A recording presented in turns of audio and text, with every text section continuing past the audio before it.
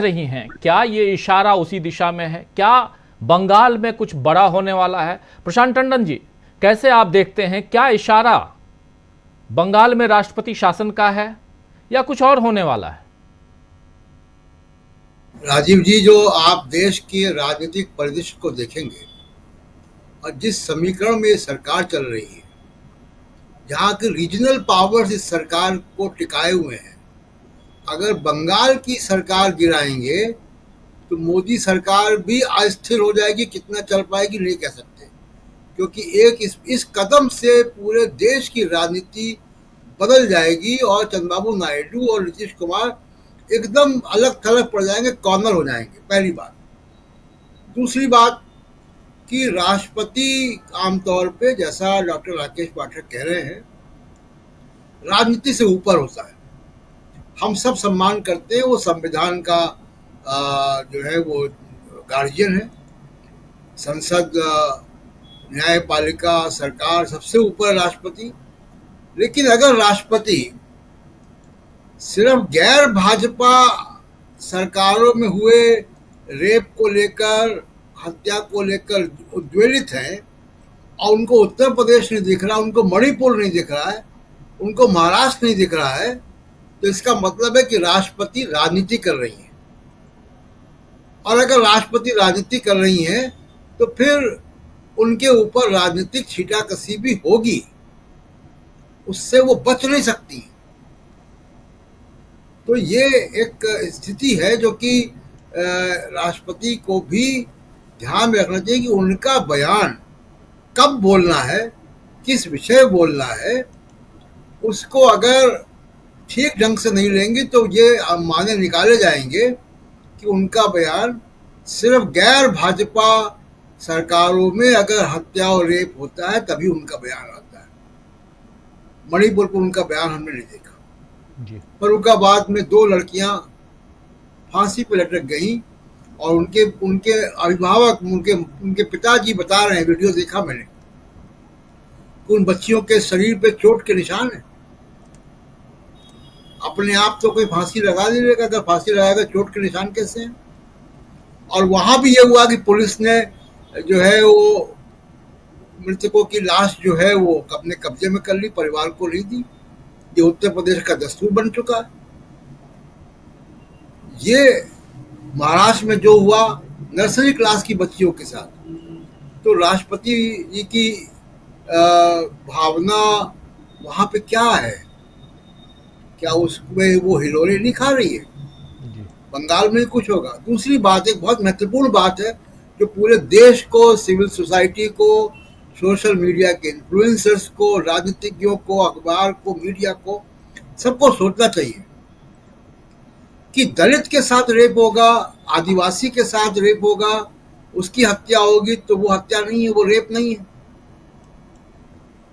केवल अगले समाज के साथ होगा। हमारी संवेदना सबके साथ है, लेकिन एक संदेश ऐसा जा रहा है कि देश के लोग तभी सड़कों पर आते हैं, तभी उद्वेलित होते हैं जब किसी जो है अगले समाज से किसी के साथ ऐसी घटना होती है।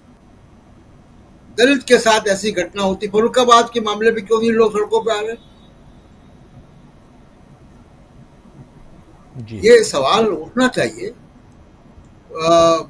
उत्तर प्रदेश में कई, हाथरस में ऐसी घटना हुई, उन्नाव में ऐसी घटना हुई, कहाँ कोई आया? सड़कों पे तो लोग कठुआ के रेप के आरोपी के पक्ष में आ गए झंडा लेकर भारत का। तो ये बड़ी शर्मसार तस्वीर है भारत के समाज की भी और मीडिया की भी, और जो लोग सड़कों पे आ रहे हैं। और एक आखिरी बात राजीव जी, ये लोग क्या डिमांड कर रहे हैं?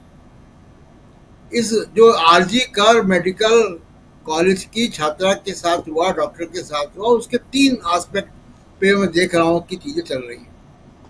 एक है जो घटना हुई है क्राइम, दूसरा है क्राइम का कवर अप, और तीसरा है आरजी कर मेडिकल कॉलेज में करप्शन की चार्जेस। करप्शन के चार्जेस से रेप का क्या मतलब है? राजीव जी, हम सब पत्रकारिता में हम सब जानते हैं, इतने जमाने से हम लोगों ने ये काम किया है। आज भी अगर ईमानदारी से देश के किसी भी सरकारी और प्राइवेट अस्पताल में जांच कराई जाए तो दवाओं की खरीद में, इक्विपमेंट खरीद में, रख रखाव में, किसी न किसी चीज में करप्शन तो मिल जाएगा। जी। तो लेकिन उसका रेप से क्या मतलब है? उसका सीधा ताल्लुक नहीं, दोनों अलग अलग बातें हैं। बिल्कुल। करप्शन नहीं होना चाहिए, करप्शन की जांच आप करें, लेकिन जो महत्वपूर्ण विषय है वो ये है कि जो लोग सड़कों पे हैं वो सीबीआई के खिलाफ क्यों नहीं प्रदर्शन कर रहे हैं। सीबीआई के पास केस गए हुए 2 सप्ताह हो गया, 2 बार उस मुलजिम का नार्को टेस्ट हो चुका है। उस एक्चुअल केस में सीबीआई कितना आगे बढ़ी? क्या कोई दूसरी गिरफ्तारी हुई? क्या कोई नए सबूत मिले उनको? 2 बार अगर नार्को टेस्ट किया तो उसने कुछ बताया होगा अभियुक्त ने। उस आधार पर जांच कहां आगे बढ़ी? अभी आप गूगल कीजिए आरजी कार सीबीआई, आपको करप्शन केस के मामले मिलेंगे। करप्शन केस का इस रेप से कोई मतलब नहीं है। हमारा फोकस है कि जो रेप हुआ है क्या वो गैंगरेप था? सीबीआई ने डिनाई कर दिया कि गैंगरेप, अभी तक जो उन्होंने रिपोर्ट दी है उसमें तो यही है कि गैंगरेप की संभावना नहीं है उसमें। तो क्या है वो केस कब सॉल्व होगा? मुख्य बात ये है। और केस सीबीआई के खिलाफ, सीबीआई के पास है। सीबीआई के प्रति रोष क्यों नहीं?